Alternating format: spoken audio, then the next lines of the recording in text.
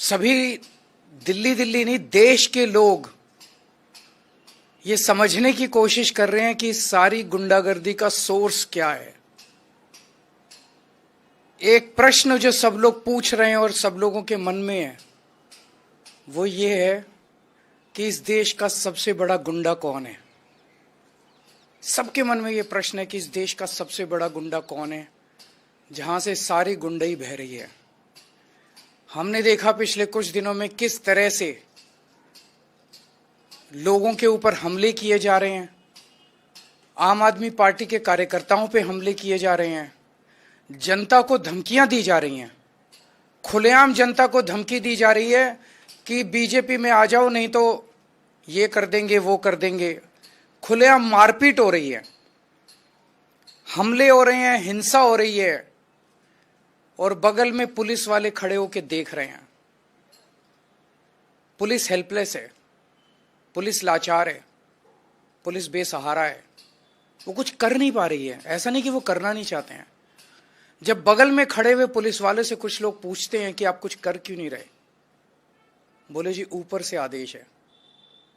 तो वो कौन गुंडा है जिसके सामने दिल्ली पुलिस थरथराती है? वो कौन गुंडा है जिसके सामने दिल्ली पुलिस लाचार है? वो कौन गुंडा है जिससे दिल्ली पुलिस डरती है? कल की घटना है कि पहली बार ऐसा हुआ होगा कि किसी चुनाव के दौरान पत्रकारों पर इस तरह से खुलेआम हमले किए गए। कल दिल्ली के अंदर में ख्याल से 7 पत्रकारों के ऊपर हमले किए गए। एक का सर फोड़ दिया, सारी रात उनको थाने में गिरफ्तार करके रखा।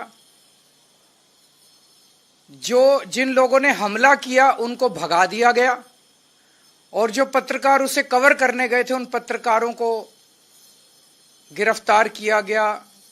उनके साथ गुंडों ने मारपीट की।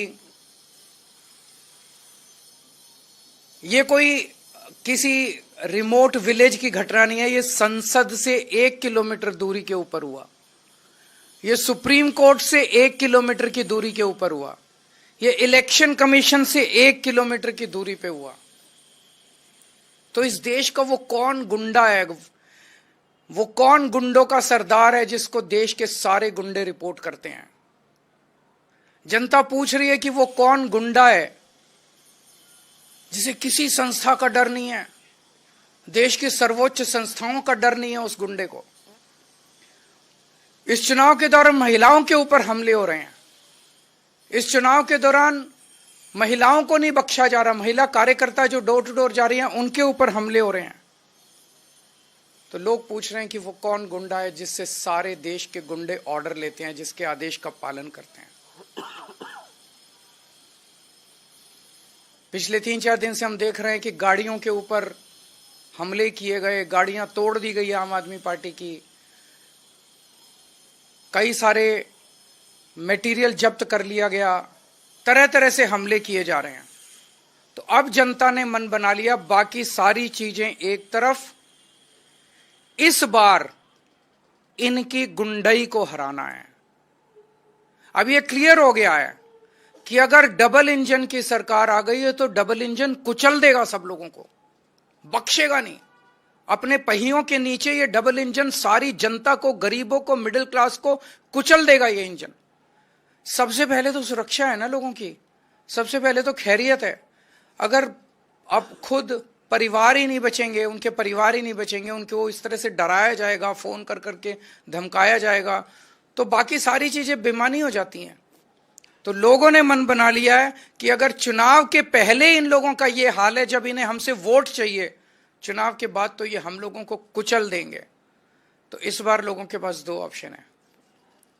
एक तरफ शरीफों की पार्टी है और एक तरफ खुलेआम गुंडागर्दी चल रही है। एक तरफ वोट देने से 25,000 रुपये महीने का फायदा है और दूसरी तरफ टोटल गुंडागर्दी है।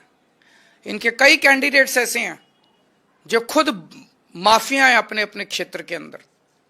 अगर उनको वोट दे दिया तो एक तो देश का सबसे बड़ा गुंडा और उसके नीचे कई गुंडे, तो गुंडों का सरदार और सारे गुंडे मिलके दिल्ली वालों का क्या हाल करेंगे, ये सोचने वाली बात है। तो ये गुंडागर्दी दिल्ली बर्दाश्त नहीं करेगी, देश बर्दाश्त नहीं करने वाला। लोग शरीफ हैं, लोग शांति से जीना चाहते हैं। दूसरी बात जो सबके सामने आ रही है, हमारे देश के स्वतंत्रता सेनानियों ने बड़ी बड़ी कुर्बानियां देके देश को आजाद कराया। कई लोग फांसी चढ़ गए। वो इसलिए फांसी चढ़े थे कि देश में जनतंत्र होगा, देश में चुनाव कराए जाएंगे, चुनाव में जनता वोट डालेगी और वोट डाल के अपनी सरकार चुनेगी। लोगों ने इसलिए कुर्बानियां दी थी कि चुनाव निष्पक्ष होंगे, स्वतंत्र होंगे। लेकिन आज जिस तरह से चुनाव आयोग ने भारतीय जनता पार्टी के सामने हथियार डाल दिए हैं, चुनाव आयोग ऐसे लगता है जैसे एग्जिस्ट ही नहीं करता। ये एक बहुत बड़ा प्रश्न खड़ा कर रहा है। लोगों के मन में प्रश्न आना, लोगों की सोच को आप रोक नहीं सकते। लोगों के मन में प्रश्न आना बड़ा वाजिब है कि राजीव कुमार जी जो मुख्य चुनाव आयुक्त हैं, वो इस महीने के अंत में रिटायर हो रहे हैं। उन्हें पोस्ट रिटायरमेंट ऐसा कौन सा पद ऑफर किया गया है, वो कौन सा पद हो सकता है जिसके बदले में आप देश को गिरवी रख दो, देश को दांव पे लगा दो? वो कौन सा पद हो सकता है जिसके बदले में आप देश के जनतंत्र को खत्म कर दो? गवर्नर का पद, राष्ट्रपति का पद, कौन सा पद हो सकता है वो जिसके बदले में आप पूरे देश को, जिसके लिए स्वतंत्रता सेनानियों ने बड़ी बड़ी कुर्बानियां दी, उस जनतंत्र को अगर आप दांव पे लगा दो? मैं नहीं समझता, मेरी नजर में ऐसा कोई पद नहीं है। मेरी हाथ जोड़ के राजीव कुमार जी से विनती है, आप अपनी ड्यूटी कीजिए, पद की लालसा छोड़ दीजिए, पद का लालच छोड़ दीजिए। 3-4 साल और नौकरी कर लेंगे। आपने तो इतने 40-45 साल नौकरी कर ली, इस देश ने आपको बहुत कुछ दिया है। अब अपने कैरियर के अंत में एक पद के लिए देश को गिरवी मत रखिए, देश को, देश के जनतंत्र को खत्म मत कीजिए। नमस्कार। कोई अगर एक आध क्वेश्चन है तो जो भी करना पड़ेगा करेंगे, लेकिन देश के जनतंत्र को किसी भी हालत में झुकने नहीं देंगे इनके सामने। आज सारा देश देख रहा है कि किस तरह से आम आदमी पार्टी का एक एक कार्यकर्ता इनकी गुंडागर्दी के सामने मजबूती से खड़ा होकर इनका मुकाबला कर रहा है। हम झुके नहीं, लड़ रहे हैं इनसे, देश के लिए लड़ रहे हैं, देश के जनतंत्र के लिए लड़ रहे हैं।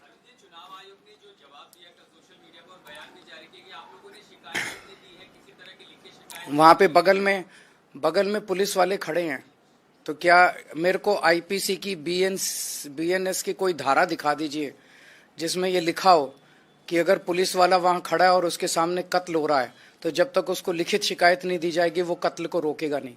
ये क्या नौटंकी मचा रखी है इन लोगों ने।